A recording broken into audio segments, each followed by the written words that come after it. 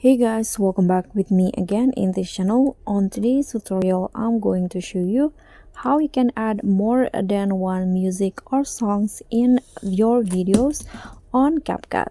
So here, I already opened the CapCut apps and here I have 4 videos, and let's say I want to add more than one songs into this edit.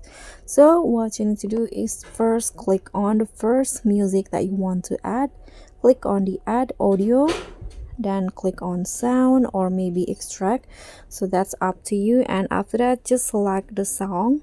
For example, I'm going to find it on vlog. Here I'm going to add the first song, this one.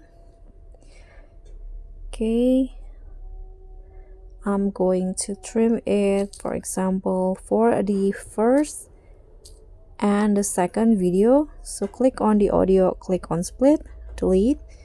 Now trim it like this, and after that, here on the at the bottom of the third video, click on sound again and find the other songs that you want to add. Okay, click on a plus icon, and okay, you can hear, for example, I'm going to try add a different audio again for the last video, and you can just repeat the step just like that. Okay, so that's all from me. Thank you so much for watching. Don't forget to like, comment, and subscribe, and also click on the thanks button below. Bye.